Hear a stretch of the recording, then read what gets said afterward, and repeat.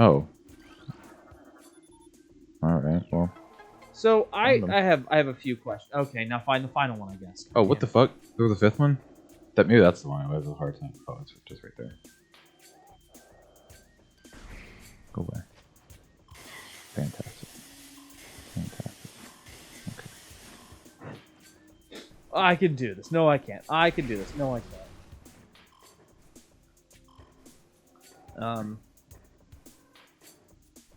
There's a shirt company I like called the Antisocial Club. Uh-huh. And it says Antisocial Club, and they have the same thing. That's all it says on it. And then, but it has like the Dune like Doomslayer marking on it. I was like, I'd wear that. What does that mean? Just means don't talk to the Doom guy. Charge beam. Charge. Oh, okay, it's there. A new Chozo lore entry has been downloaded. Chozo script translated. Disaster struck suddenly. We have vague, dark foreboding, and it became true. We had casting a dark shadow of debris over the land. With the violence of its impact, its destructive force spent the fallen star burned itself out rapidly, and the incident should have faded into memory, but the meteor brought with it corruption. A great poison burst forth into the land, and strange energy that clawed at natural life with ferocity. The strange negative energy emitted from the meteor expanded to encompass Tallon IV in a night as a spider weaves a web. Insightful. I like that it looks like it's like 3 rotating parts that need to go together to give you that. Yeah, I like the little symbols.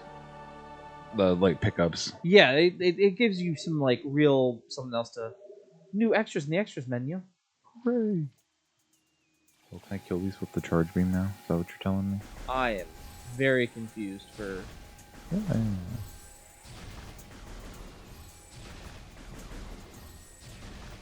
I actually always really liked that these things had to. That like the charge beam was also like you can also hurt bosses using the charge beam. Mm-hmm. 1 meter wide block. Okay.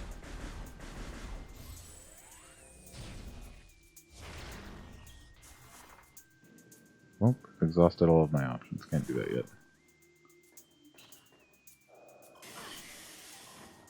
It's the Patrick Star version of like trying to help out SpongeBob. SpongeBob, I've got this. Open sesame. Oh, that's all you've done yet. That's all I can do.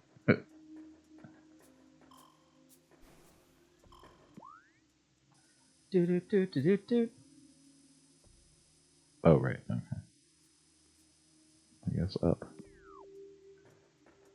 I feel like there's one more thing I'm supposed to grab before I fight this boss. But I could be wrong, so I don't know. Consent is what you should grab. Consent? Yes. For what? I don't know. Okay. But consent is good. I would agree. We are a consenting household.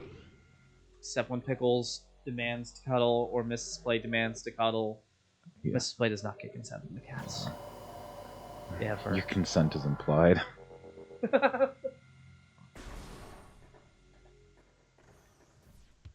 If she didn't want it to happen, she wouldn't have such a cute face. Mm-hmm. Words Mrs. Play has said out loud. I'm like, taken out of the context and like a court of law, people would be like, yo. And she's like, yeah, it's fine. It's just a cute cat. It is just a cute cat. She looks like she's trying to stay awake. Yeah, she's happy. It's cool down here. That's her sleeping spot. Oops.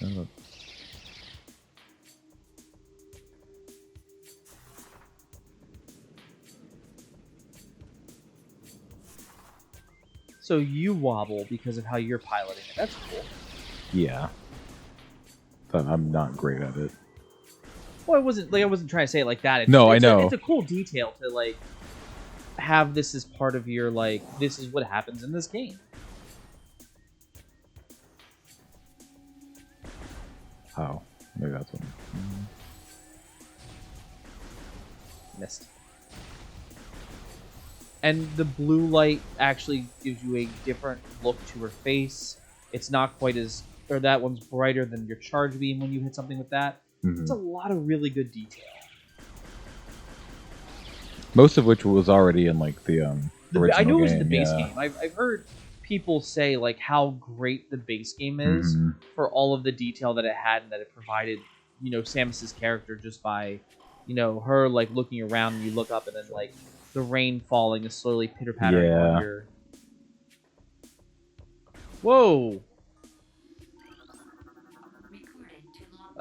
Entry has been downloaded to your thing.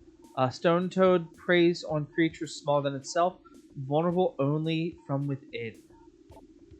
Stone Toad is able to remain still for days, preys upon creatures smaller than itself, inhaling them whole. Anything it finds undigestible, it regurgitates. Stone Toads use their tusks as a last resort in combat. Eat me! Spit me out. Oh, that does damage. That makes sense.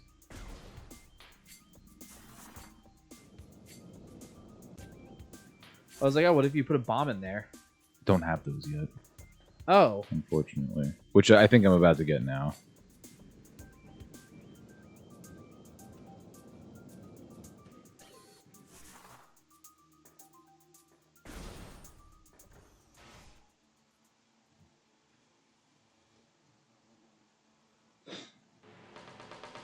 We had a really slow day at work. And we were, Oh good, where is this going? well, because you looked up and I saw the beehive thing. So we had to inspect a piece of, like, some medium voltage gear. And we were like fighting with the GC about stuff and how they were doing that. And then someone was like, "Oh, by the way, there's this small wasp honeycomb nest that's being built right next to like this piece of equipment." Okay. And you're telling me this and not taking care of it? Who is this? This is like we noticed this in the middle of this inspection for the GC. Okay. And so, like the GC, like you've worked construction, you know how safety can be. Yeah. So we're like, hey guys, you need to get this medium voltage cable off the ground. It's currently just chilling there. That's not okay. Like you need to like store it properly so that way the elements don't do a ton of damage to it. And they're giving us a hard time and blah blah blah blah. And so we're sitting there, and then you know we're like, hey, there's a wasp nest there, and one of the electricians noticed it, and we're like, okay, we should actually get rid of that. If people are gonna work here, we don't need somebody accidentally getting like shocked, doing the anaphylactic shock, or anything like that. I mean, even like if you're not allergic, getting stung is a pain in the ass. Yeah.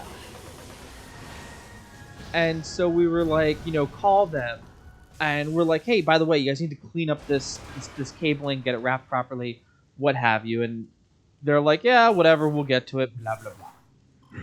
But we call them up this wasp nest, and safety rolls up like 6 people deep. For a wasp Where's nest? the wasp nest? They have one can of like the wasp parade, and we're all like, man, it's a really busy day on site here. That's excessive. Like you guys are so prepared for this one bee's nest. Good thing they've. Oh my god. Yeah, it was just we're like watching them. It's like, hey, you guys. Oh, that's not our department. We're safety. We're just here to take care of the. Scrambled all the forces. It's not like it was not like it was a honeycomb. So it was like just being started. That's funny. And like, but like it had a fair amount coming out. Like, truth be told, like it had some people working on it. What was it being built into? It was the size of like some stuff like that we would use for some like a transformer. Got you. I hate like, was it just like on the ground or something? It was just like right there. It was like it has like a little platform, like a little staircase that you walk up into it in. Oh. And it was just built like right on like the edge of that. Oh, that just kills the toad outright. Well, I guess a bomb exploding in your mouth would kill anyone outright. Like, yeah, just put this grenade, this gumdrop grenade in your mouth. No, don't worry, it'll be fine. Did you remember last year that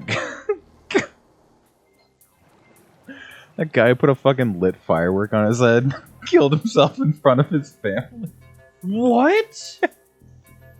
I think it was like last 4th of July or something. He was like, watch this.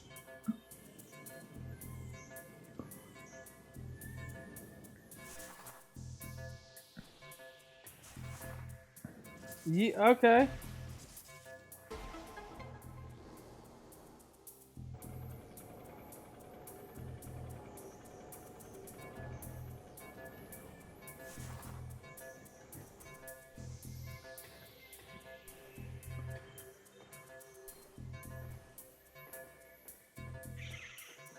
Jesus Christ, how dumb are these I know, fuckers? right?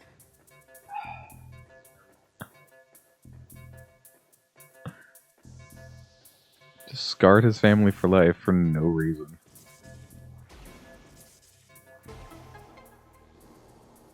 Where was it? Where did that happen? I'm finding a ton of them. I don't know which one you're talking about. Oh my god, there's more than one. Oh my god, there's a lot more than one. So we've been we had friends over, and their Kat and Eli. They are Last weekend. yeah, last weekend. They're fantastic friends. We've both married. Eli and I have both married the same person in our partners. That's cute. Kind of like you married me and I married you. Yeah. When we look at our partners, yeah, it's kind of funny. It's very funny.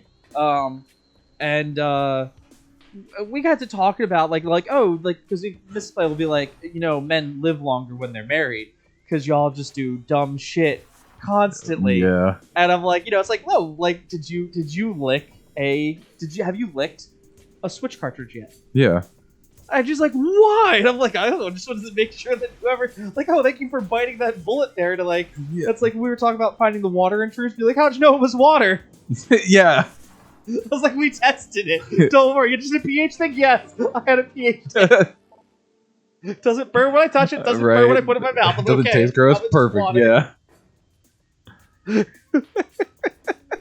Let's talk about the massive ocean violation. Do you just put random things in your mouth? Nah, don't worry about it. Well, my favorite is when I'm sitting at work and Mrs. Play has taught me like what sorrel looks like versus clover versus yarrow versus oh no. What's up? Oh, Mrs. Play was telling me I'm keep getting louder, and I was like, oh no, what is she about to come down here and drop on me? And so I'll like be walking around, I'll find like sorrel, which it just has a sour kind of taste to it. It's completely edible, it's completely safe. I'll just pick it up and start eating it. What is it? It looks like clover, except the leaves are heart shaped. Okay. I'll show you. We have some in the backyard. It's tasty. Is it? Would you just like put it on a salad or something? Yeah, you can make a sorrel salad out of it. Yeah, you can totally do that. You could. You can do a lot of things with it, more than likely. Gotcha. I don't have like a better answer of like what could you do with this, but you could do a ton of things with that. Whatever you wanted. Yeah, it's yours. But yeah. So I'll do things like that, and then we just talk about like the when we're at work and it's like, hey, does this thing have like you have to do Live Dead Live and lotto training? Oh, and what? Lockout, tag out. Oh, okay. Yeah. So I've never heard you guys it don't know, referred to that. Live Dead Live is like, okay, I'm gonna put this.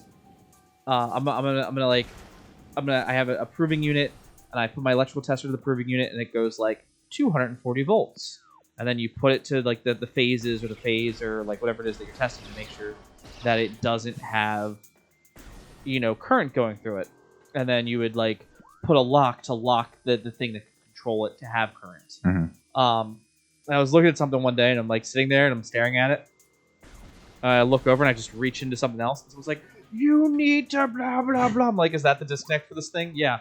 I think I'm okay. They're like, "You don't know that." And then I open up the disconnect and there's just no wires or fuses in there, so like you can't physically.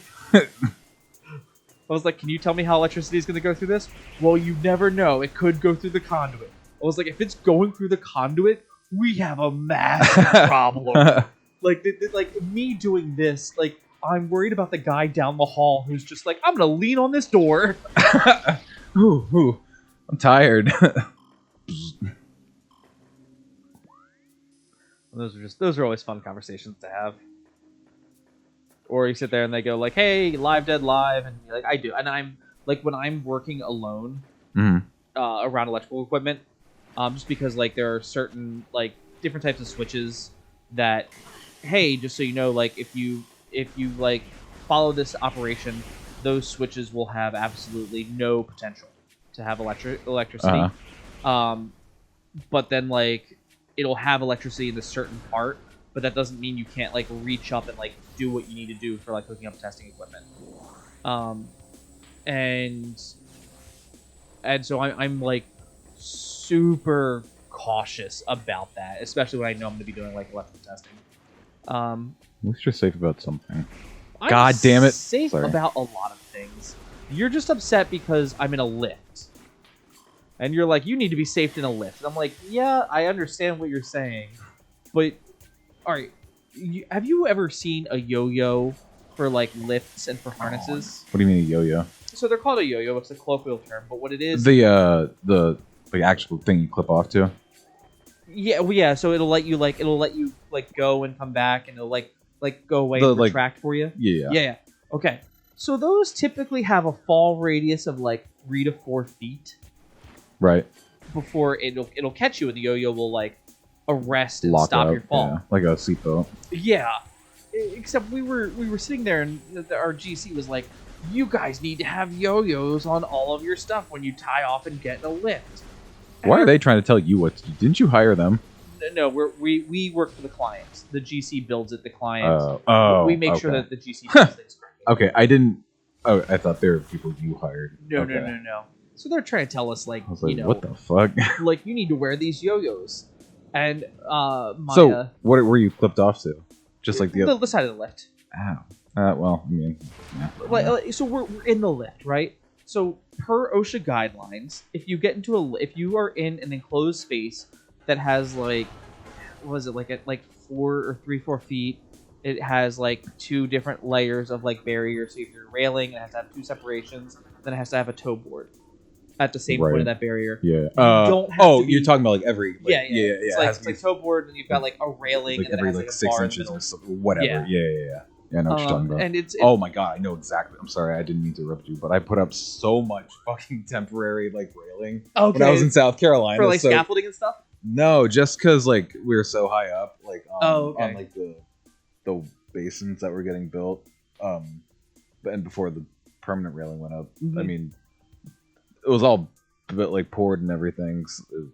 But you have to didn't have any railing up, so we needed to do the. God damn, you just like unlocked a memory. That shit was so fucking annoying. But the thing is, like, if you have that, you don't have to be tied off. Right. Like, because of who our GC is, they're like, we like to be safer than OSHA. And I mean, that's fair. I get that too. I wouldn't. Okay, I would do that in a lift. I would not do that on like some like temporary railing. Like if it's like.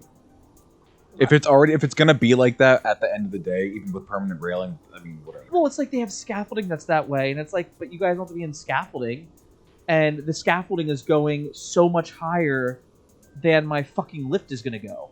Yeah. And then they were showing us like, yeah, this is what could happen if you guys don't tie off. And our PM at the time goes, okay, hey, I have a question. Yeah, can we do a test real quick? And they're like, yeah, what's up? And they're like, we're going to get a dummy and throw it off the side of the lift and tie it off correctly. Right? Where'd you get a dummy? We expense it to the client. You bought one for this purpose. You are dumb. Why? How many like slow days do you have that you just can be buying dummies? At the beginning of the job, okay, a lot. Got you. When when things aren't going well, for my job in particular, I can have a lot of very slow days. Like on average right now. Yeah, I mean you're not like labor where there's something kind of always to do. You're specialized. I would take labor at that point. Anything. Got a hammer I can swing, a broom I can sweep. My day has been over at 10:30 for the past 6 months. That's crazy. And then I have to. What time do you get to work? 6 o'clock. That's nuts. Now I get to work a little early, so that way my first 2-3 hours I can prep everything to make it so much easier when I do my job. But I should still be like working till like 3 or 4. I'm barely making it to 2 o'clock. Crazy. So like Are you at leaving 8 it too? hours, I am leaving. Yeah. But I can say this because everyone's like, yeah, we're not gonna watch your dumb show. So that's why I'm like, I'm not gonna like use names or anything. But I'll except when It's not dumb.